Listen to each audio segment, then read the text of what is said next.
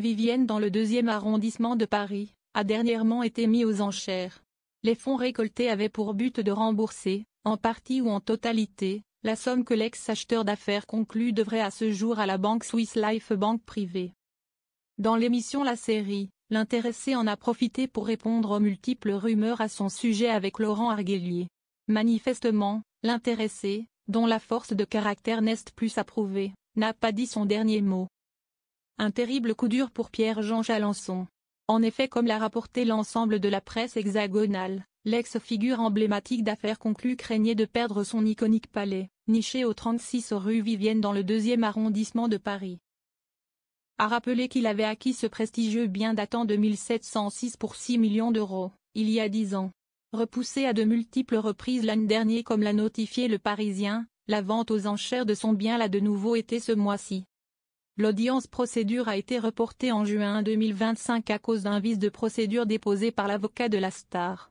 Toujours selon nos confrères qui ont pu s'entretenir avec lui, Pierre-Jean Chalancon se disait soulagé et très satisfait de cette décision inespérée. De plus, il espérait travailler à la vente amiable de l'immeuble avec des investisseurs. Le palais n'est pas et ne sera jamais vendu aux enchères, sauf quand j'en aurais décidé autrement, mais ce n'est pas d'actualité, avait-il martelé.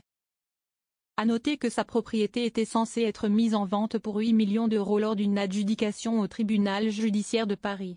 La somme récoltée aurait permis de rembourser, en partie ou en totalité, les 9,4 millions d'euros qu'il devrait à ce jour à la Swiss Life Banque privée. En décembre, l'établissement bancaire aurait obtenu la mise en vente forcée de son ancien fief de 500 mètres carrés. Dans l'émission La Série de Laurent Arguelier dont Pure People vous propose un extrait en exclusivité, Pierre-Jean Chalancon en a profité pour livrer sa vérité et balayer les fausses rumeurs à son sujet. Si est un peu fatigant, je le dis parce que j'en ai un peu marre, je n'ai pas besoin d'aider. J'ai besoin simplement du respect de ma personne, parce que je suis seul, et si est fatigant. Il y a un moment où il faut savoir se reprendre.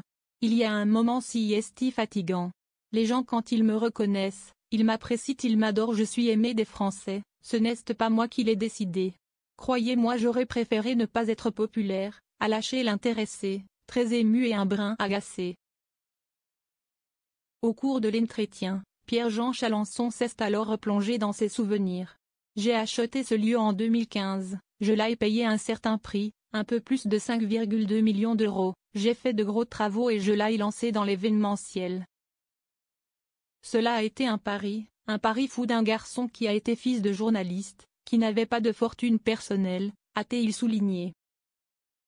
Les banques à l'époque m'ont suivi, sans avoir de garantie ou de caution, en assurant que le bien valait largement les 5,2 millions d'euros qu'il allait me prêter, et nous avons remboursé petit à petit et nous avons trouvé un certain nombre de banques. À son grand dam, la première banque qui souhaitait l'aider à financer son projet était une banque allemande qui ne faisait pas de crédit à long terme. Donc il a fallu que je trouve une seconde banque, le groupe AXA, a rapporté Pierre-Jean Chalancon. Malheureusement pour lui, cette dernière l'a rapidement lâché en raison de leur désaccord. J'ai ensuite trouvé une autre banque avec laquelle je suis aujourd'hui et qui m'a lâché, a ajouté l'ex-grand ami de Caroline Margeridon. Il y a eu le Covid, on était dans l'événementiel et ça a été une véritable catastrophe, nous n'avons reçu aucune aide et moi j'ai été vraiment embêté parce que du jour au lendemain de 500 000 euros à 600 000 euros de chiffre d'affaires, je suis tombé à zéro. Une période particulièrement difficile pour Pierre-Jean Chalancon. Avec un remboursement de crédit et une banque qui me dit il faut que vous continuiez à payer. Des salariés à payer, heureusement que l'État a pris en charge les salaires mais après il y avait aussi les charges, toute l'électricité, le chauffage. Mais plus rien ne rentrait, donc ça a été un peu compliqué, a affirmé le principal concerné. Nous avons été les oubliés du Covid, l'événementiel a été sinistré d'une façon épouvantable. La crise sanitaire passée, Pierre-Jean Chalancon a aussi dû faire face à des grèves considérables. Des grèves de la SNCF, des grèves de la RATP, tous ces gens qui ont la sécurité de l'emploi et qui emmerdent les autres qui travaillent vraiment. Nous ne sommes pas des fonctionnaires nous ne sommes pas au club Méditerranée.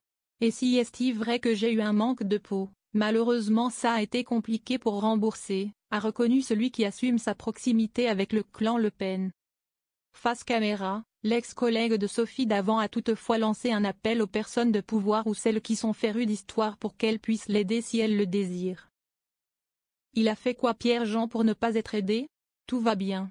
Je vais refinancer mon palais ou sinon je déciderai de le vendre, mais de toute façon aujourd'hui, j'ai un bailleur qui est une grande société française, le palais cartonne, je ne suis ravi, a répliqué Pierre-Jean Chalençon qui a visiblement su sortir la tête de l'eau.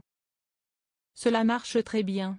Si est un endroit génial, je suis tellement heureux d'avoir restauré ce lieu qui est l'un des plus beaux de Paris, si est la dernière résidence royale privée de Paris.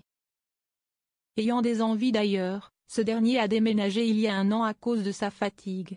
Là je suis en train de voir si je ne pars pas à l'étranger quelque temps pour me ressourcer parce qu'être une personnalité, si est compliqué. A-t-il glissé avant de conclure pour clouer le bec à ses détracteurs, Pierre-Jean Chalençon financièrement va bien. Fin de la polémique.